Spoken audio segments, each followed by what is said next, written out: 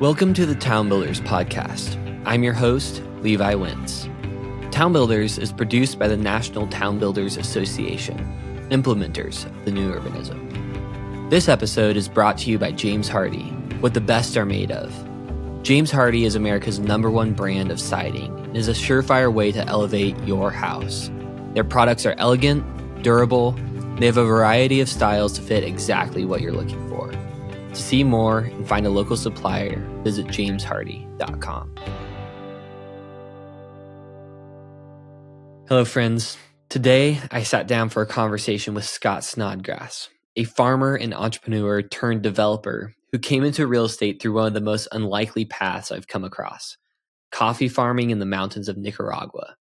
Scott's journey took him from importing coffee beans to learning about regenerative agriculture to then running a local farm and eventually consulting with developers who wanted to incorporate agriculture into their neighborhoods. The realization that there was a lack of education and consulting when it came to local farms and agriculture amenities led him to found Agmenity, a company that designs, installs, and even operates working farms inside residential communities. Through this company, Scott has become one of the primary thought leaders in the national agrihood movement, regularly speaking on his work in the space at regional and national conferences. And then it led him to build one himself. Indigo is a 235-acre walkable mixed-use development on the outskirts of Houston, built around a working farm at its center. In a time where agrihoods are becoming more and more popular, the word can be stretched to mean so many different things.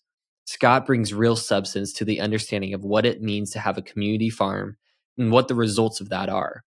We talk about the real cost to build and operate an agricultural amenity and how Agmenity works with developers across the country to build and operate these small farms. Scott has found his new farm in the landscape of the Houston real estate market, with ideas for greenfield developments to complement Houston's growth, while chipping away at the harder work of retrofitting the sprawl of 40,000 new homes per year by densifying with infill projects. I appreciate you listening, and I hope you get as much out of this conversation as I did. Scott, welcome to the Town Builders podcast. It's a real pleasure to have you on the show. Thank you. Appreciate you having me on. Absolutely, man. You're doing some really cool stuff down in Houston, and the topic of agrihoods is this ever-growing conversation that I just keep hearing more and more about every day. And I don't think there's a better person to speak on agrihoods, what they are, why they exist, and how they affect a community. So I'm really excited to dive into all of that with you. Yeah, thanks. I'm really excited too. As a segue into the conversation for people, why don't you give folks a little bit of your background that led you from being a farmer to now a community real estate developer? Usually I tell this story when I'm in a room full of developers and architects, and I have to say I have a really unique story, different than everyone else's. I think the difference is, speaking to an NTBA audience, is everyone has their own kind of cool, unique story. In fact, I think most of the people who are involved, at least from what I've been able to tell so far, have some other background and came to this some other way. Certainly there's architects who become developers, which I think is, in my market, is pretty unusual. I know it's not everywhere, but for this audience, my story may be a little less unique than it normally is for me. But I came into real estate development through agriculture. I got into agriculture through coffee, and so that's really where my story starts. I was buying coffee and importing coffee from Central America, and had some coffee farmers ask me questions about agriculture, like how they dealt with this issue or that. And I told them, I'm more like a marketing guy, like importer and marketing guy. I'm convincing people in the US that your coffee's better, they should pay more for it, and then I can pay you more for your beans. And so I don't really know agriculture, but I realized that in most of these small mountain towns in Nicaragua, they didn't even have an internet cafe yet in these towns. And so I said, well, I have the internet when I go back home. So I'll travel for a little while, meet with farmers, catalog a bunch of questions, go back home and do my research. I realized their only access to information was from the chemical salesman in town, and every problem had a solution that they could pay him for. There were no other solutions that were free or just changing their system. So I started learning about agriculture through that, and the bug bit me. And so started home gardening, ultimately started a landscaping company focused on edible plants. and did that for 15 years in Houston. And it was through that company that we got invited to consult on a master plan community in the southwest suburbs of Houston. We were brought in by a landscape architect friend that we had worked with before on a few other projects. And so started consulting with the developer. It was an agrihood. It's called Harvest Green. And they said, hey, we've never really done this. We need someone with some expertise. We originally came in to just consult on the edible landscaping in the neighborhood. But we started asking questions about like, who's going to be your farmer in this space? Who are you going to use to actually run the farm, teach classes? And they didn't really have an answer. The answer was like, well, there's a guy who's been growing corn and sorghum on the property for 50 years. We thought we'd just ask him. And we said, lots of farmers who spend all day in a tractor do that because they like time alone by themselves. They don't necessarily like to be around other people all day. And so if you're expecting your farmer to teach classes and do kids camps in the summer and those sorts of things, it might not be the best personality fit. And is that what they're looking to do, is kind of have this farm educator role? Yeah. So we said, you know what, like I had spent a few years starting and running a small organic vegetable farm for a resort and restaurant previously and had trained my replacement there. And so I said, let us take a look at this. And so along with my business partner, we started consulting with them and ultimately said, we need to start a new company because this is very different than the landscaping work we typically do. And so that was the birth of Agmenity, which is our company that provides agricultural amenity services for developers. We also occasionally work with school districts, hospitals, universities as well. But most of our work is with master plan community developers across the country. We do consulting work, but then we also, I think what separates us from a lot of other people in the space is we actually will install and operate the farms. And so we have 2 to 5 full-time farmers at each of our farms. We have 4 in Texas and 3 in Florida, with another couple coming over the next couple of years, with a wide range of developers. One of our developers, we have a few that are public home builders. We have a few that are small scale, really thoughtful developers doing really interesting work. Our sizes range, our smallest communities, 800 homes. Our largest, I think, is slated to hit something like 6,000 when it's done. And so a big range there. And what are you doing for these schools and universities that you're working with also? We've done a number of teaching gardens over the years. So for like public school districts, we've done teaching gardens that would be at their health and nutrition center, and students would go as a field trip to their health and nutrition center and learn about growing food, and then usually jump into a kitchen and do some culinary classes as well. We worked with the University of Texas's nursing school and building an adaptive healing garden. So it was for the nurses to learn how to teach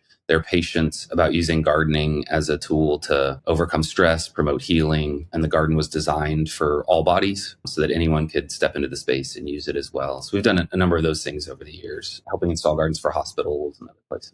So when you're doing agriculture as an amenity, and you can just speak specific to Agmenity, of course, but how much of this you're consulting, you're also doing some operations, how much of the output on the other side is just educational, and how much of it is about producing food for the community itself? That balance is largely up to the developer or whoever's going to own the farm in our model. But what I'll tell you is that so far in practice, it's vastly been a push towards education, and much more so than actually trying to produce a meaningful amount of the community's food. And I think there's a few reasons for that. One, producing a lot of food takes a lot of space, a lot of real estate. And that real estate is going to yield more for the developer being turned into housing or commercial than it is going to be turned into a farm. The marketing benefits of a farm can be achieved on a relatively small site. And so I guess there's diminishing returns. The larger you make the farm and the more food you produce. Also, in the markets that we're working in, in Florida, there's a lot more of a vegetable culture, but in the Houston region and Texas specifically, anything outside of the Mexico border in Texas, there's not really a lot of vegetable culture. There's not a lot of vegetable farms. People aren't used to buying as much from local farmers markets as other parts of the country are. And so there's just not the existing infrastructure, employment pools, and sales channels to actually make farms profitable. And so I think we fit in well in those markets because we can come in and we're essentially installing a subsidized farm that's owned by the homeowners association or a public financing district, and then providing benefits to the residents of that district or association. And so they can pull the levers on, do we want a ton of food produced? And do we want the food to be as cheap as possible? Or do we want to have a lot of education? We have some communities that are much more culinary minded.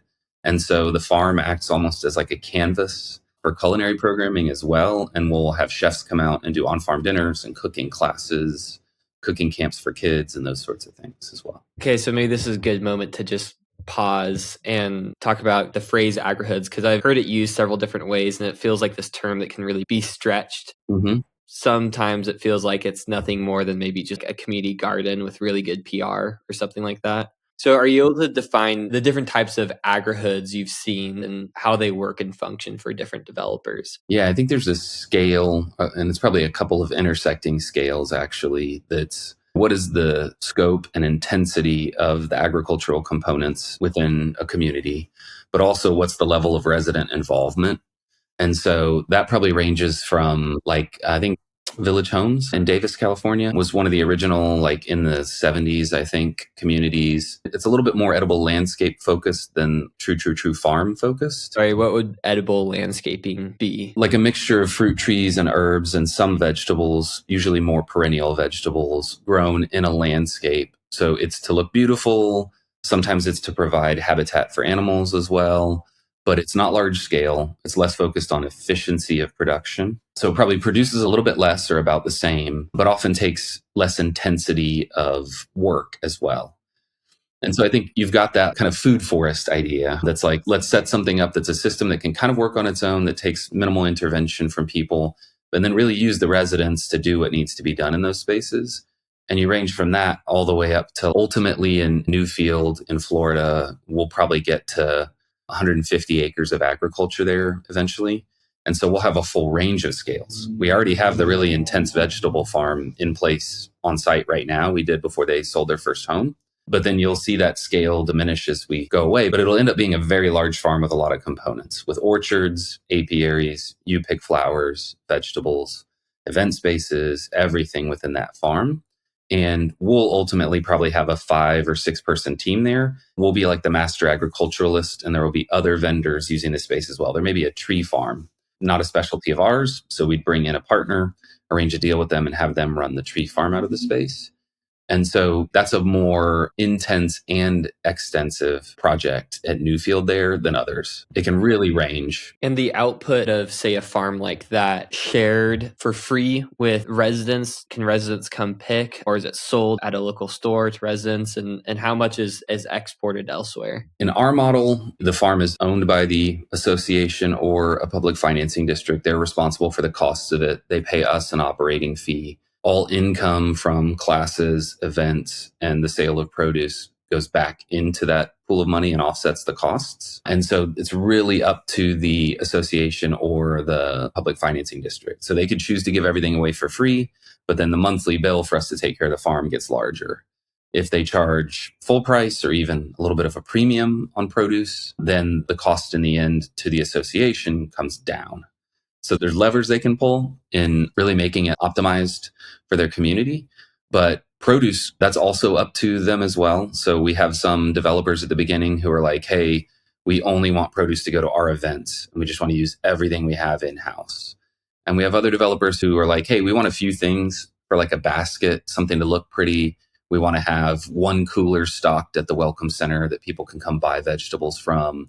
But really, if you've got a bunch of other vegetables, we either want to be selling them to restaurants in the market or donating them to a nonprofit and creating a strong relationship there.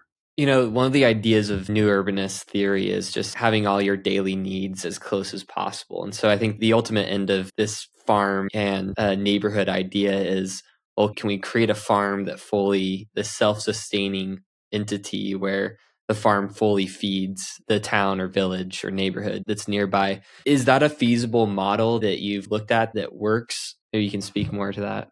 Yeah, and we get asked this question a lot. And we even had a developer in Fort Worth who I think had, ultimately there were going to be 20,000 homes in their community, very, very, very large scale community. And they asked us, hey, what would it mean if we were food neutral in the neighborhood? Not necessarily that it was quarantine and food couldn't move within or without, but that it was net zero for food.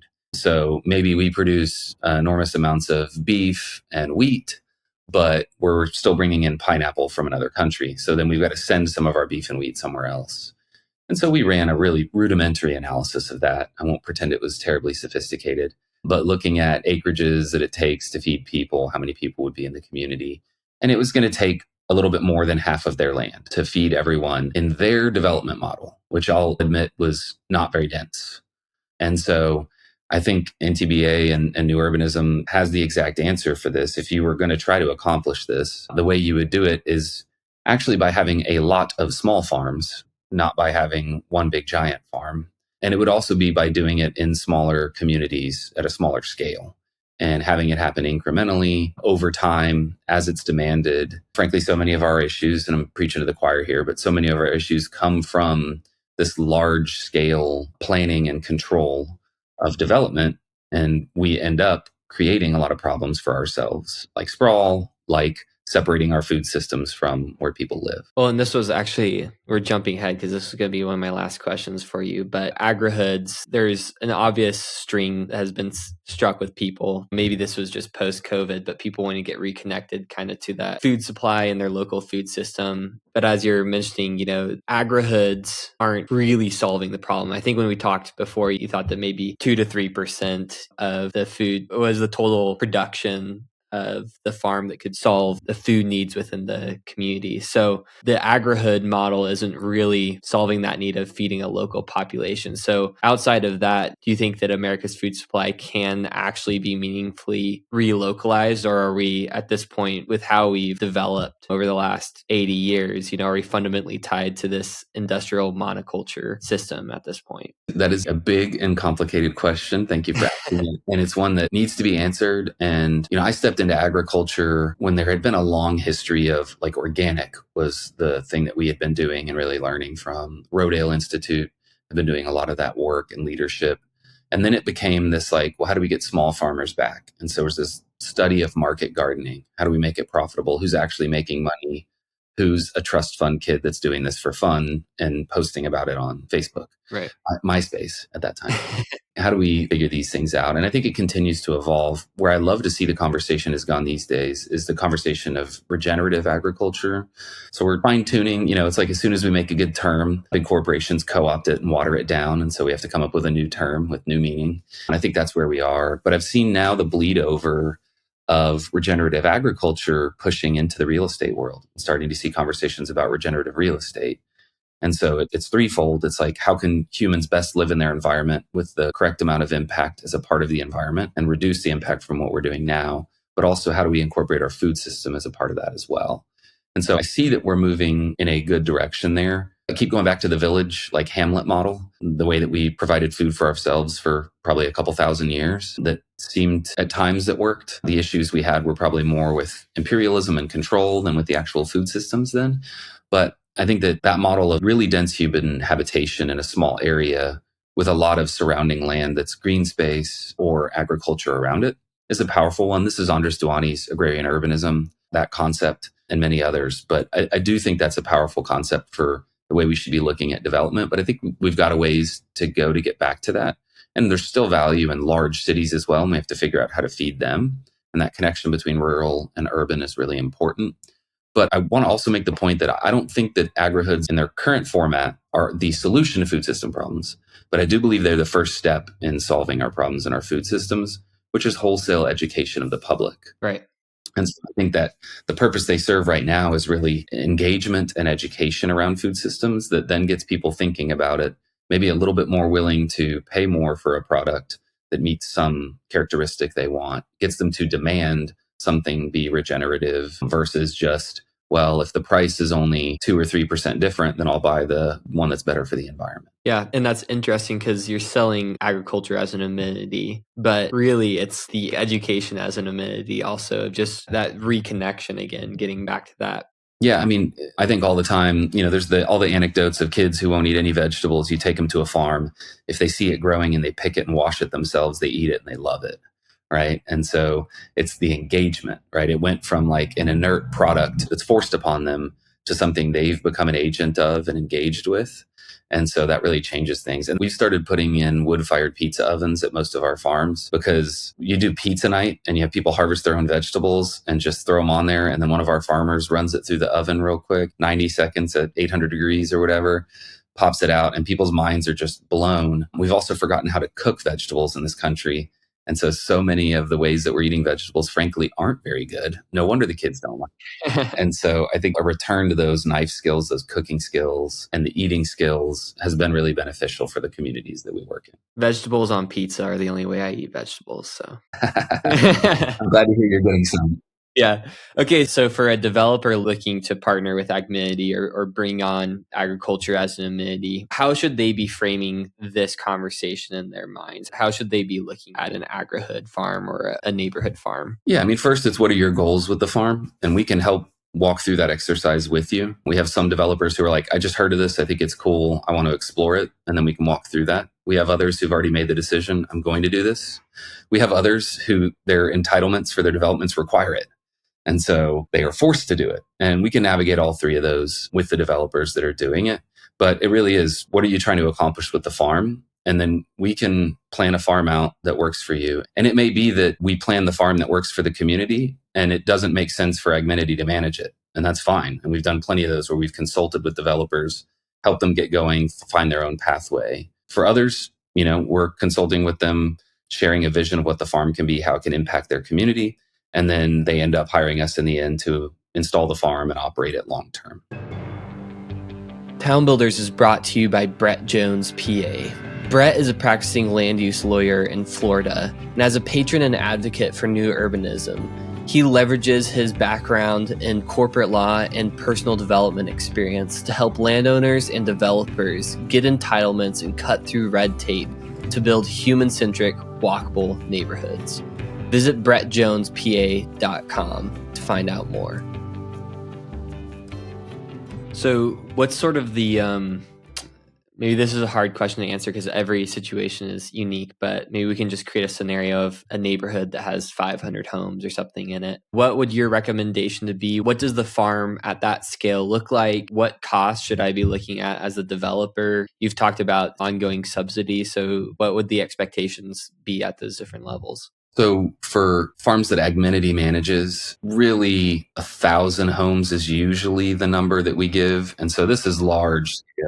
Cool, let's use that. This is large scale developers. There are certainly agricultural amenities you can do that are smaller. If you have a great local farmer already, if you have a great farming nonprofit in your area already, then you can be really small and get it to make sense. But there's only certain parts of the country where people like that are available. So I would say that at 1,000 unit community, you probably want to contribute something around like 5 to 15 acres is a pretty good size. And that 5 to 15 acres allows you to put in 2 or 3 acres of actual vegetables in the ground. Some of those can be undercover, depending on where you are in the country. You might want more under like a hoop house so that they're protected in winter, or protect them from too much rain in a rainy season. But it also gives you space for your operations center, for your farming team.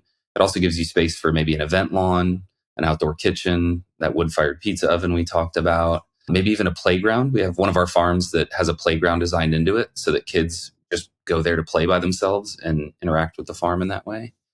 You may want the farm to be the entrance to the community that everyone sees. And so in that case, maybe you expand it a little bit and there's a little more lush landscaping around the farm than you would normally put. You may want your farm to be located near water because you like those two things together. And so you plant a pond. You may have a somewhat sensitive area of your property that you don't want to just convert to housing, but converting it to organic farming would be acceptable. And so it's really balancing all those things and trying to figure out, what are your goals? And then the sizing can happen from there.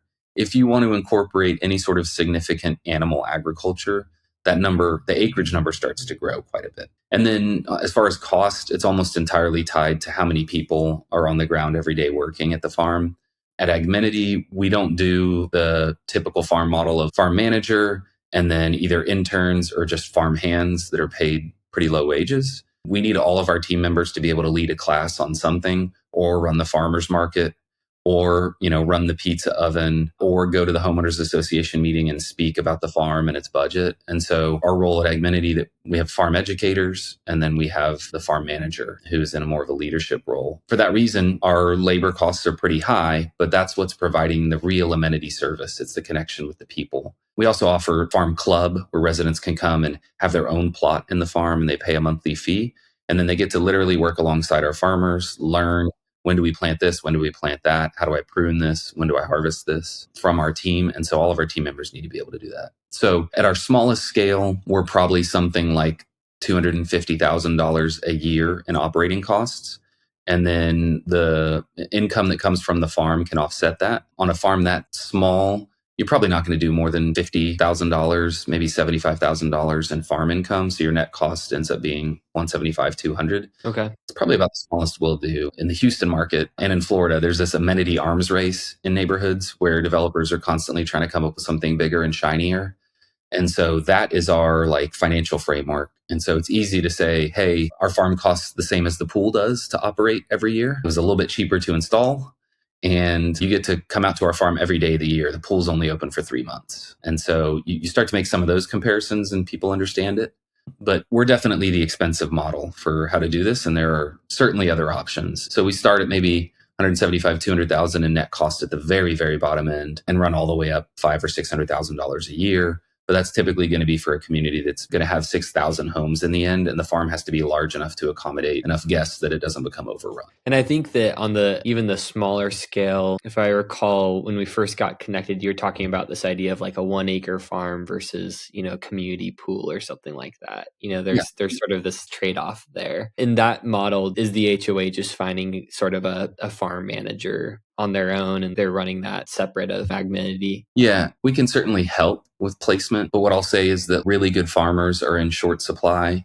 And the really good ones, we try to pay well above market so we can attract really good farmers. And there's certainly some nonprofits and research farms around the country that can do the same.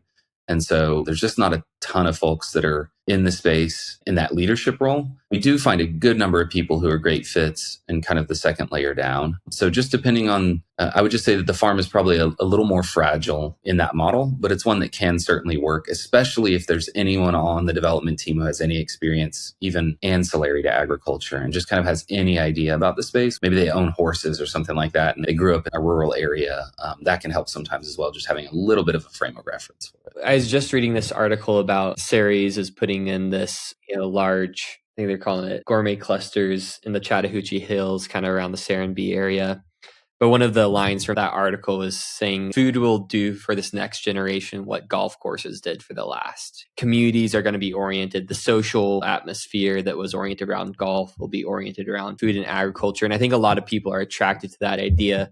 I guess one of the fears that I have, because I live in a rural area and I am a little bit more familiar with agriculture maybe than the average person, is farming takes a lot of work, and developers coming in saying everyone's doing agrihoods now and everyone's putting in a farm, and not realizing that what you just laid out, there's a lot of work. It's actually really hard. It's hard to find people that are qualified to run it, and it can cost a lot of money to actually do it right. And I sort of had this vision of a lot of developments with farms. They're just, overgrown with weeds, because they just totally missed it, early on, what this was actually going to cost. I've heard of developments already that have put in community farms. They thought the HOA was going to take care of it, or that the community was going to do it.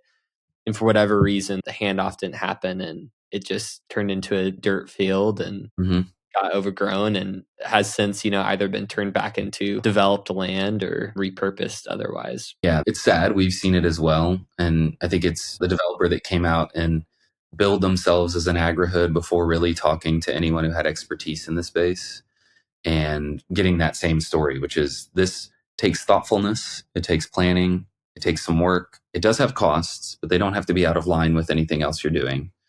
But I think some developers have jumped in like that, and we've just seen them quietly change their marketing, stop talking about agrihoods, stop talking about vegetables, and move on to focus on some other amenity or aspect of the community that is working as a marketing narrative and is more true to what they're actually doing. And developments need to be able to pivot, especially the larger ones that are long-term, that take a long time. You got to give them the grace to let them pivot away from something that wasn't working. Just because a development moves away from an agrihood doesn't mean it failed. Doesn't mean agrihoods have failed. We should expect to see some communities shift away from it. just like some communities have shifted away from other amenities that have been built. And so I don't think we should take that as too hard of a hit. Right. So you're consulting with developers with Agmenity and helping Agrihoods and small farms get off the ground, but you get to this point where you decide to build your own development. So tell me about the genesis of Meristem and the decision to develop neighborhood you're working on now, which is called Indigo. Yeah, so we were consulting for Johnson Development at Harvest Green, large, well-known, very high-quality developer in the Houston market. And they were developing Harvest Green, which was their first agrihood. So Agmenity got started there. And because the general manager, Shay Shafee of the development was like, I've never done this before. You guys have never done this before. We need a lot of time communicating. And so he was really prescient to see that in advance and say, we just need to be in the same room a lot. So we were invited to every meeting almost that they had related to the development. So we were in engineering meetings. We were in meetings with the architects. We were in meetings talking about the formation of the associations. We got to see the whole inside baseball on development. I was a little shocked because I had grown up living mostly in master plan communities and never really knowing what that was or understanding what it meant. And so kind of seeing on the inside and then being shocked that it was literally 5 people on the team making all of the decisions for what's going to be a $2 or $3 billion development in the end was shocking to understand that that's how it works. And I think frankly has made me really cautious and careful about the power that we as developers wield and made me really careful with the decisions we make, seeing that like the way I lay out the road grid is probably not going to substantially change for hundreds of years. Yeah. And so that means that I need to be super thoughtful and not just let the engineers do their normal thing, but guide them in what we're trying to accomplish. We were walking along that process with him learning. And I think there were just a few points that we were like asking about decision points. Why'd you decide this? Why'd you decide that? And then thinking, hey, we would have done this a little bit differently. And I think, again, much like my story in coffee, that bug kind of bit me. They're like, wow, I thought that growing food for people was the most impactful thing I could do for society. Very mission driven. And so it was like growing food is critical for people and their human health. I started to realize that even people's access to food is greatly affected by the way that we develop our development patterns. And so realized that there was another way to have an impact on the world. At the same time, we had a 300-acre property. We had about 60 acres of vegetables on it. And we realized we were never going to grow the farm to the full size of the property and that the farm would probably never pay for the property. So we were like, what do we do in this space? And that's when we decided, hey, instead of putting farms in neighborhoods at Agmenity, why don't we start a new company? And why don't we put a neighborhood into our farm? And then maybe go do the same thing other places as well. And so Meristem Communities was born. The meristem is a botanical term. The meristem is the part of the root that's kind of the leading edge. It's where cell division actually happens, where growth really happens on a plant. And so that was the idea behind Meristem, was kind of this leading edge of growth. And what we've learned over time is that we're really just returning to old patterns. We're not actually inventing anything new, but it's just kind of sussing out what worked in the past and jumping back into it. So we decided to develop that neighborhood, and 235 acres now. After some land trades, 235 acres, we will have 800 homes for sale in total, a little over 100 rental apartment units. We have a mixed-use town center that's 12 acres. It includes 3.5 acres of the farm. There's another 40 acres of the farm that's on the far end of the property that'll be livestock pasture and orchard. And in our mixed-use town center, we have a couple of small apartment buildings. We are working on a civic use building with the local county. We'll have, restaurants. We have an all-day cafe, wine bar, and local market that's actually opening next month. The building's been done for, 9 months now. But we've been working, trying to find the right operator to get in there and finally have an operator who's been on site getting the building ready to open here for a few months. And super excited about them, very community oriented, totally jumped onto not only doing the cafe and wine, which they've done before, but also in running the market, selling vegetables from the farm, eggs from the farm, other goods from local purveyors. But maybe the thing I'm most excited about, 2 things. One, on the residential side, I'll get to in a minute. But on the commercial side, we've created with a former guest of yours, Monty Anderson. Monty consulted with us at the beginning and set us off on the path to designing what we call our incremental retail buildings. And so they're kind of a flip of the live work. It's a work live. It's intended to be owned as a commercial property by a business. But the buildings are mixed use, and you can do whatever mixture of living and working you want to. It's 1,000 square foot pad, And the buildings are in 4 and 5 unit blocks. You can attach to the building next to you, or there can be a 2-inch air gap depending on your needs for property insurance, sprinklering, all that stuff. They're flexible. But 2 and 3 story buildings, 1,000 square foot pad. So you can basically build 800 square feet per floor after setbacks. And then we are trying to sell all of these to small business owners. We're selling the lot to a small business owner, and then we're educating them on how to use the SBA 504 and 7A programs to go get a construction loan and then ultimately a 25-year mortgage on that building.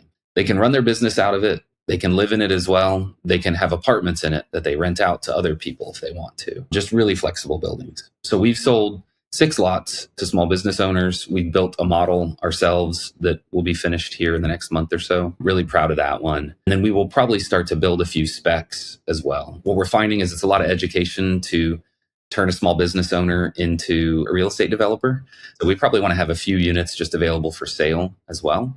But we're really excited about that program. Okay, so I want to double click on this because this is actually a conversation we're having right now because we're getting to the development phase of our town center and we have a few live work units. And the conversation always is how involved are we as the developer? Are we going to do everything and force someone into our vision of what this what this is going to be? For something like the live work unit where we have a coffee shop, that guy might want to move in and do his own TI, buy a unit that has live above and work below. But it's also part of our town center, which, is limited. And we really want to make sure that the street is very active and that there's the right mix of people there and has the right gravity to be drawing people down there. And we're almost trusting that this person coming in, it's like, are they going to convert into just a live space? And is it going to be a dead spot on our main street there?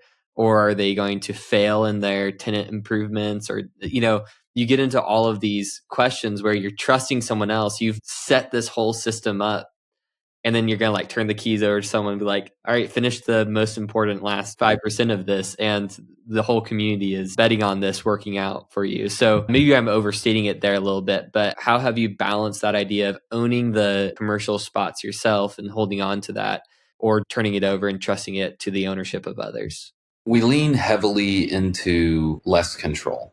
All the places that I really love to go and spend time that feel like superhuman have the fingerprints of thousands of people over decades, right? And so there's a number of people involved as well as a long time frame.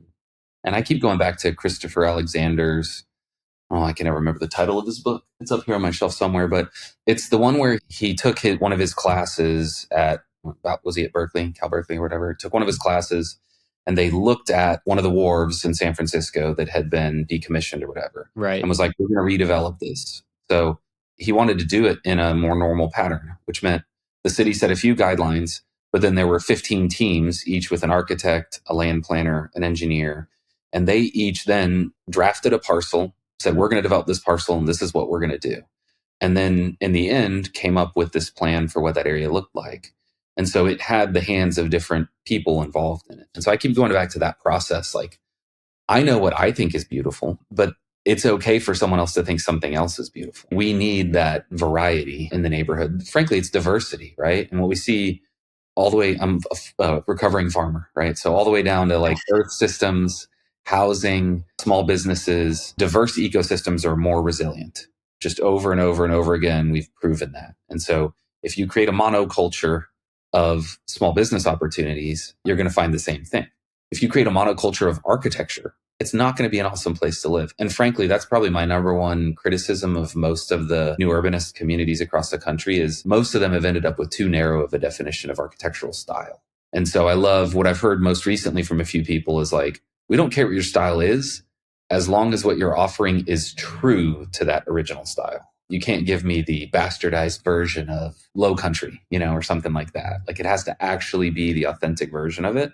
And then you can do it however you want to. Now, you're not going to use coastal South Carolina architecture in Denver, probably. That's not maybe quite true as well. But we have architectural styles that have spanned the country that can be used anywhere. And so for us, it was how do we push away from command control and more into letting people put their own fingerprints, their own patina, and really allow for that diversity in the community. And so that happens everywhere. It happens in our architectural guidelines. There's no commentary on style in our commercial architectural guidelines. There's not in our residential either. You want to design in whatever style you want to, that's great. All we care about, how does what is the shape of your building? It's form. And how does your building address the street? Your uses, we do have one control on use. And that is that your ground floor has to be active, open to the public, at least 5 days a week, retail or services. I have to be able to walk in unannounced without an appointment and hand money to someone for something. No title offices, no insurance companies, no attorneys' offices on the ground floor. All those that you start to see when an old downtown starts to go into decline. They can afford to pay for those spaces, but they're not really generating the traffic that you want. Right. Those can go on the second floor. They can't be on the ground floor. Friends, great towns don't happen by accident. The places that we remember, the ones that people love for generations, are built with intention, craft, and a deep understanding of how people actually live. New towns need a strong vision from day one, but also the flexibility to evolve as families grow, lifestyles and businesses change, and communities mature over time. TownRight Studio brings that level of craft and long-term thinking to every project they touch. From master planning and entitlements, town architecture, renderings, and illustrations that help bring that vision to life. If this podcast has inspired you to think about building places worth caring about, we encourage you to reach out to TownRight Studio and explore opportunities to partner. Learn more at townrightstudio.com. That's TownRightStudio.com. Now back to the show. Stepping back to a moment where you had that sort of light bulb moment working with a developer and you're like, they're just making all of these really big decisions. That was like the light bulb moment for me, although I was already in the entitlement phase. I joined my dad on this venture of building a traditional neighborhood development. And soon after joining, we were meeting with the city and going through early entitlements. But just the conversations we were having with the planning director and the city manager, we're just asking for things. I was like, you can just dream and ask for what you want. And the city we have here has been really great to work with. But that was that light bulb moment where it's like, man, there's actually a lot of flexibility here and no one is being creative with this. Yeah. And it was an uphill battle at times, getting the unique entitlements and talking about street widths and all that sort of stuff. So what was the existing zoning of the land there at Indigo? And what was that rezoning entitlement process like for you? Maybe it's a little different in the Houston area. I will say in Texas, we have things easier than I know most of the country does. I think things have started to get a little bit more difficult in Texas and now seem to be moving in a better direction in some other parts of the country with pro-housing movements, but certainly easier in our neck of the woods. So it took us 9 months to get our entitlement, which for a Houston developer is like, whoa, that's a long time. But for anywhere else in the country is like, are you kidding? Like only 9 months? I know developers that have taken a decade to entitle projects they want and have been incurring costs through that whole decade before they get to where they want to go. So recognize we have it easy. But we were mostly unincorporated county. We had a small portion in the extraterritorial jurisdiction of the city of Richmond, Texas, which is a very old city founded in 1837, I believe. So old for our part of the country, but real small, had the same mayor for 63 years. He was the longest serving mayor in the country, I think. And the way that the charter of the city was written, when he passed away in office, his wife automatically became mayor. I don't know if she was ever reelected, but she was defeated at one point, and Mayor Haas, Rebecca Haas, who's our current mayor in Richmond, took over. And the city worked to change the charter so that that is no longer the case. Spouses are no longer automatically put in office. There's just an emergency election whenever you lost a mayor in the future again. But we went to the city. We were forming a municipal utility district, which is one of our public financing districts in Texas, can provide water, wastewater, drainage, and roads and mobility, I'll say, even bigger than roads. And so we went to the city and said, hey, we want to form a municipal utility district. There's two pathways we can do it. One is actually through a bill in the legislature, but that'll take your blessing. The other process will take us a little bit longer, but we can get past you even if you don't give us your blessing for this. Let me step back a step and say, first, we asked the city to provide us services. And they said they would, but we had to put in 2 miles of trunk line for all the services to reach our community, which was just not going to be feasible from a cost. So you were that rural that you were 2 miles outside? We are at the confluence of the city of Houston, the city of Sugar Land, and the city of Richmond. So it is not like we are far removed. There were master plan communities all around us already. It's just that some of them were in city of Houston service areas, some of them were in Sugar Land service areas. This was the part of that donut that had not filled in yet, as Richmond had grown slower than the other two cities. And so we went and asked for services. That wasn't going to work. Then we asked for their blessing, and they said, let's talk about negotiating a development agreement and a special purpose annexation. So in the future, when our development period is over, the city can come in, pay off all the debt of our municipal utility district, dissolve it, and then annex the neighborhood into the city. And we love the idea of being a part of the city. We also love the idea of cities being fiscally responsible and not serving areas they can't afford to maintain. At Indigo, we're designed dense enough that it'll make sense for them to serve us, even if there's a distance for them to traverse to get there. But we went, and minimum lot size in the city was an interesting development code. It had been done by a local planning group that I have a lot of respect for, Kendig Keist, and they had done a really nice job, but there were a few hurdles they couldn't get city commission over. One of those was minimum lot size. It was 6,000 square feet. That was the rule when we got there. We negotiated all the way down to 2,000 for detached, and for attached all the way down to 700 square feet for attached units. And so people told us the city was going to be really difficult to work with. They were the worst city in the area. We shouldn't even try to develop. We should just sell our land, let someone else have these headaches.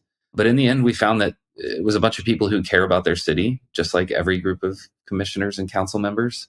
They wanted to see good things happen. They were seeing pricing become a problem in their area, but unsure of how to solve that problem. And so we came to them with data.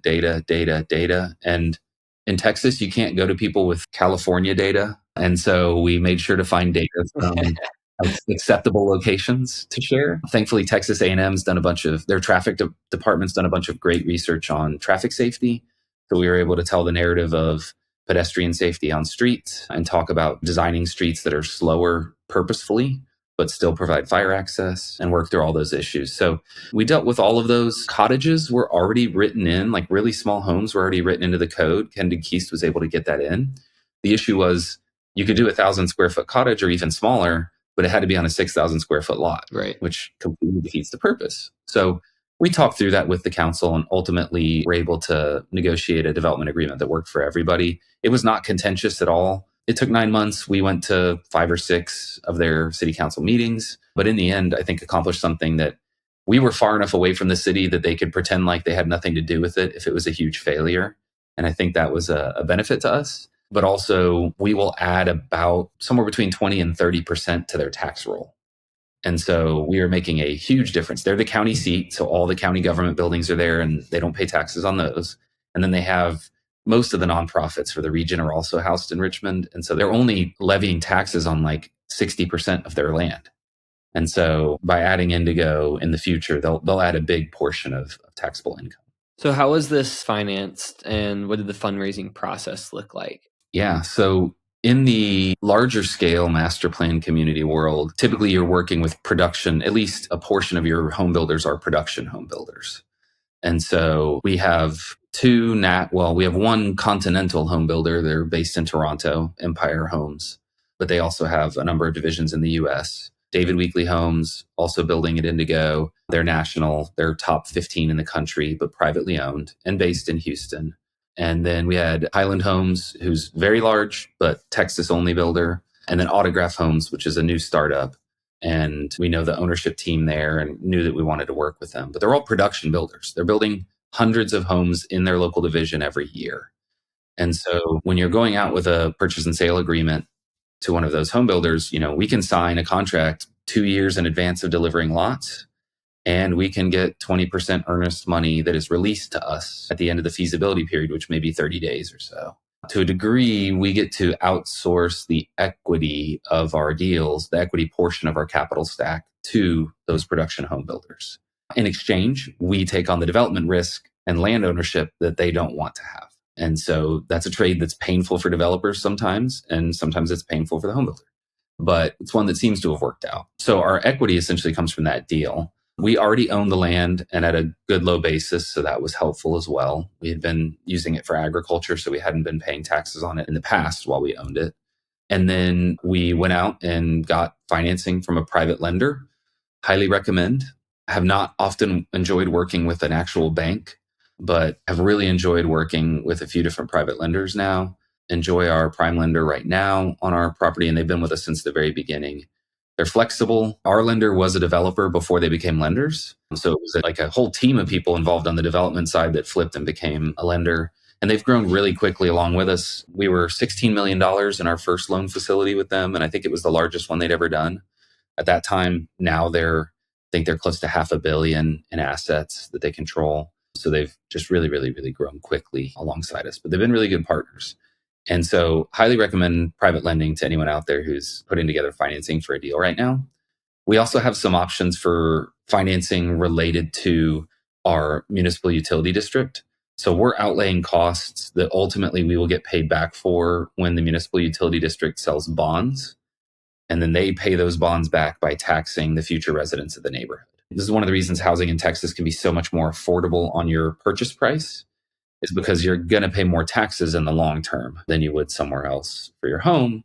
But in doing so, you lower that barrier to entry at the beginning. So we also have options where we can go and borrow money based on our future MUD receivables, is what they call them here. And so we're doing that. But you could do the same thing with a TERS or a TIF, or even agreements with cities, other places where you can borrow on a guaranteed revenue source in the future. And so by putting that capital stack together, we've been able to pull in the money we needed to do to get the deal to the cash flowing point. Now, it's not been without its struggles. That made it sound way easier than it actually was. So you owned the land previously, it was ag land, and then you got a private lender who gave you $16 million. And was this a line of credit that you deployed as you needed? I assume you're sort of doing incremental development of the infrastructure as needed. Well, our Section 1 water, sewer, drainage, and pavement contract was for $11 million. So we did some mass grading, and then we did that civil infrastructure. And so that was the bulk of that money right away. We also built a water plant and a wastewater treatment plant in there as well. And so that's a big chunk of money. So, most of that money went right out the door, but it is a revolving facility, which was really helpful as well. It allowed us to keep our peak capital out of pocket as low as possible, keep our interest down. And then because you have the MUD, when do you get money back from the MUD that you've deployed? How long does that process take? Yeah, the MUD has to prove it has taxable value on the ground, and it can forecast a little bit into the future. And it's a pretty complicated process, but there's attorneys that handle the whole process. Bonds either go through the Attorney General of the state of Texas or through the Texas Commission on Environmental Quality. If it's water and wastewater, it goes through them. But it's a long approval process, and you have to prove that you already have enough value on the ground that the future tax flows to pay for that bond sale are going to exist. And so you have to create the assessed value on the ground. Then you can start the reimbursement process. And then it's a 6 to 12 month process every time you're submitting stuff for reimbursement. So it is slow and long. And from the first dollar we spent to the last dollar we get back will probably be something like 8 years or 9 years. Whereas our development timeline will only be like 4 or 5 years of that for when we're involved on the ground. So there's a tail at the end as well. Okay. And then just getting to the construction and working with the builders, are you selling fee simple lots to the builders? Mm-hmm. And what sort of architectural controls do you have on them? I know you sort of mentioned that, but is it just, hey, here's a lot and here's the required setbacks? No, on the residential side, we have, builders are incentivized to sell the home that they know can sell and to build it as cheaply as possible. All right. That's where I think capitalism drives them. It's to build something they know they can sell, but then to do that as cheaply as possible. And so our incentives are not aligned in that regard there. Because again, they're building something to sell it, right? That's why we're trying to sell incremental retail buildings to the small business owner, because they're building it to use it. So their incentives are way different in what they do. So with our home builders, we have architectural guidelines. They are more proscriptive than prescriptive. No, they're more like guidance than specifics. There are some specifics, but those specifics are usually about plotting, not about the actual architecture of the home. We do have 3 architectural styles, but we allow a wide range of interpretations of them. Where we don't have tight controls is that the residents, once they buy the home, they can do what they want to with their home. They can change the materials, paint it a different color, change out the garage doors, do all of those things and don't need our approval on it. they can just go do that on their own. At the beginning, we knew that if we didn't put some architectural controls on it, we would end up with just the same house over and over and over again, because that's really easy to build and they can do it really efficiently. So we needed to ensure some diversity. We also knew we wanted to have some color. Houston, I think, is like famously beige.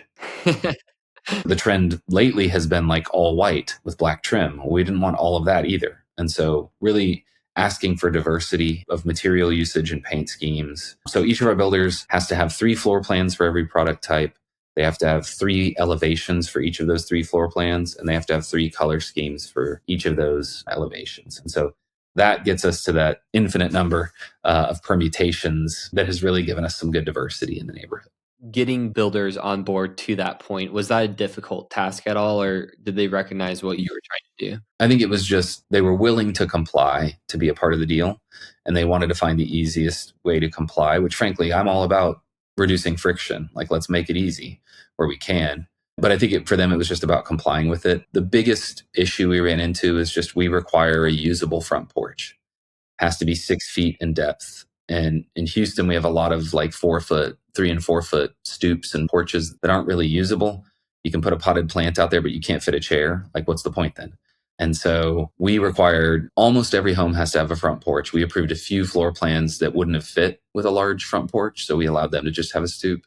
Almost every home has a large usable front porch at Indigo. And that was the biggest struggle because it required some actual architectural changes from the floor plans they were using other places.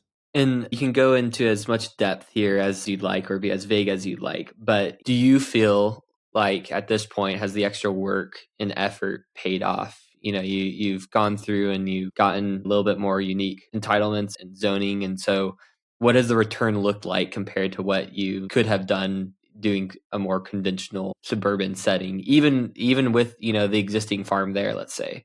Yeah, I'll use the word friction again. It's like all these things, anywhere you're trying to vary from, let's call it the commodity norm. And Houston has a really strong commodity norm. That's why, like, there's not a lot of creativity in the Houston community development scene.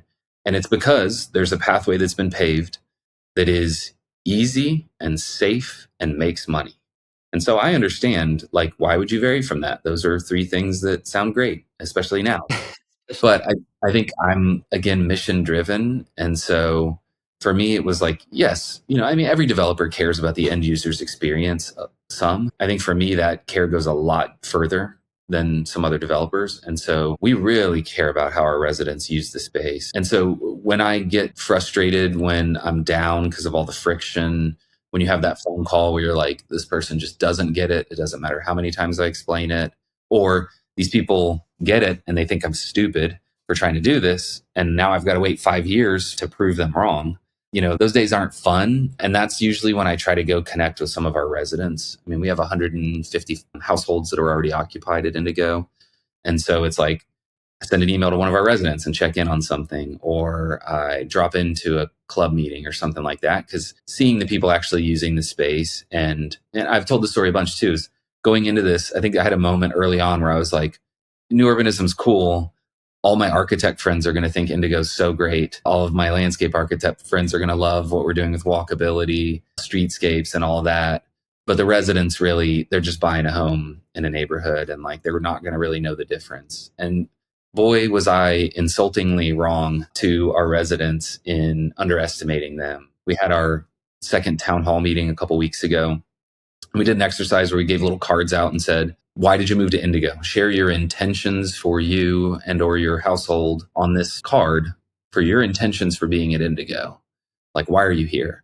And I mean, it was 70% of people put walkability down for why they're there. And so in the suburbs of Houston, quintessential sprawl, to have that many people identifying walkability for why they're moving to the neighborhood, making their biggest investment there, maybe uprooting a family to go there or starting over anew, which is scary, in a new place. For them to put that trust in us and then to see that vision coming to life, you know, makes it easy to overcome the days where the friction just really gets to you.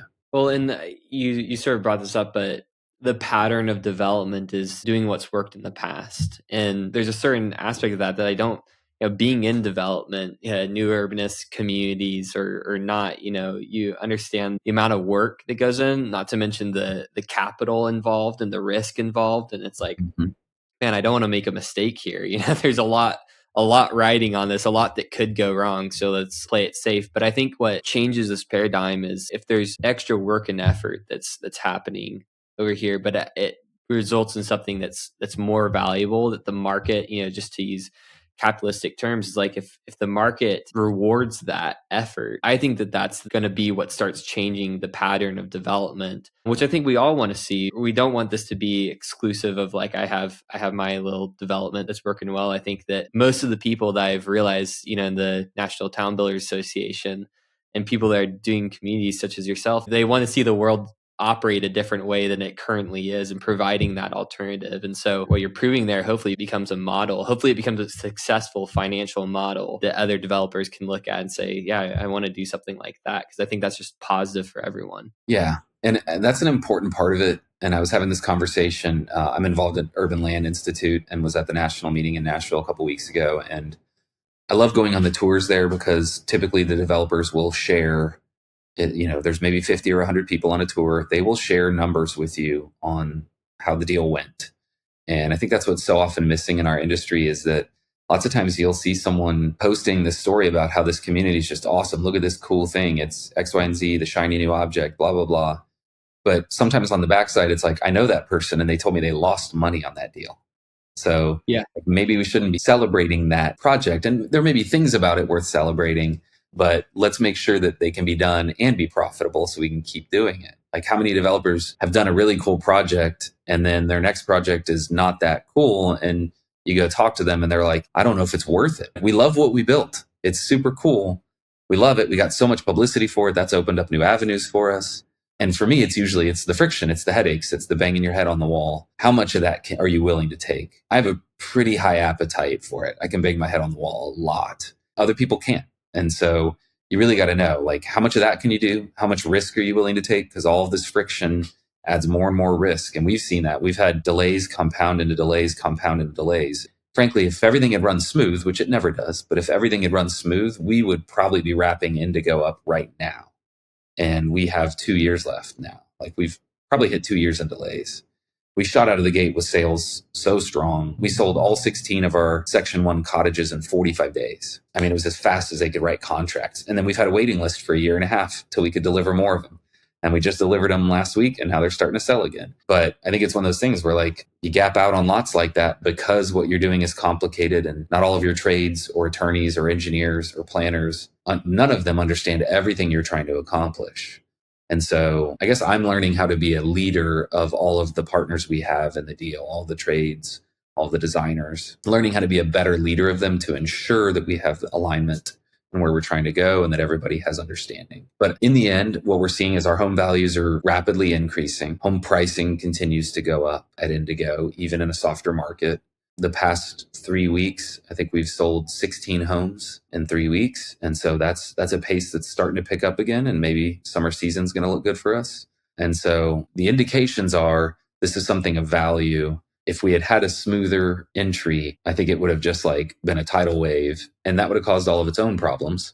But I think that we're still in the end going to see that with the way the homes are appreciating, that people are going to see the value. I mean, we're going to have some of our first buyers are going to have 18 months in, they'll probably have $100,000 in equity in their home that they've earned just through appreciation. That was one of my first intros, was just getting burned. We did like a pocket neighborhood, and this was actually back in COVID. And so we pre-sold a bunch of homes and then had all the COVID pricing spikes that happened both on material and labor. And we pre-sold 12 homes because the market, they were small cottages. The market loved it. We couldn't build them fast enough, but we pre-sold these things.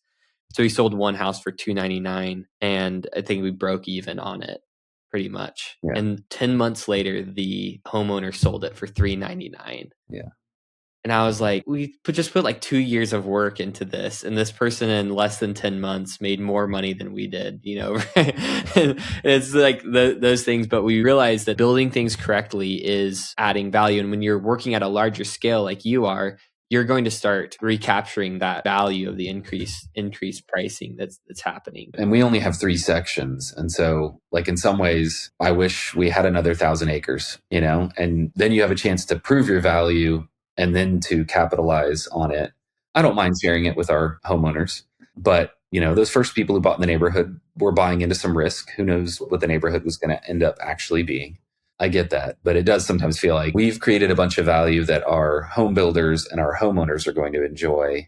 We took the risk and aren't being compensated in the same way that they are. And I think a lot of people in NTBA are probably already this way. It's like you either control a homeowner or you have one that you work with very closely in a manner where you get to participate in some of that on the back end as well, to make sure that you're not just building that value and handing it off to somebody else. How do you mean? So like for us, our contracts are written with participation. So there's a crazy calculation. We kind of set an expected home price. And then anything above that the home sells for, we get a quarter of it on the back end when the home closes to the eventual home buyer.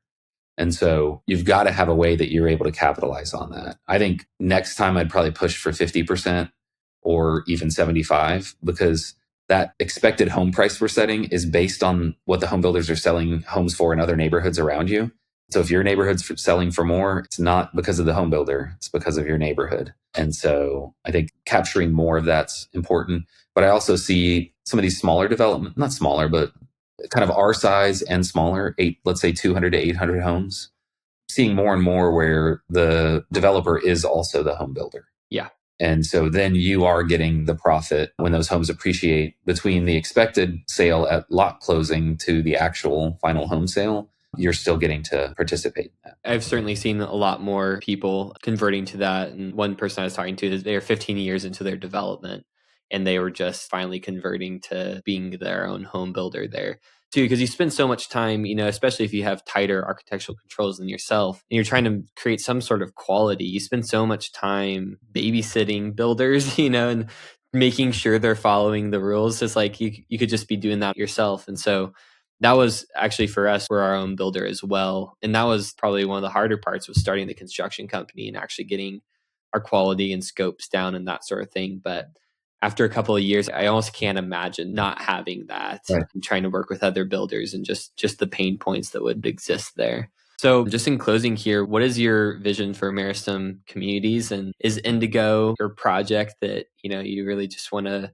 be continually investing in? Or do you hope that becomes sort of a model that you take elsewhere? We're very focused on Indigo right now. We have at least 6 months on the residential side to kind of get most of our work done, where it should just kind of the flywheel spinning and it should just go. We're going to go vertical on some more stuff in the town center. And so that'll take a couple of years for us to work through building some more buildings down there as well, but a lot less time intensive than what we've been doing. We don't want to be typecast as master plan community developers. And I think some of that is our struggle with greenfield development in general, especially in our market. We need to be focused more on density and less on just continuing to expand. We're probably going to need to continue to expand in the Houston market. We're adding 40,000 homes a year.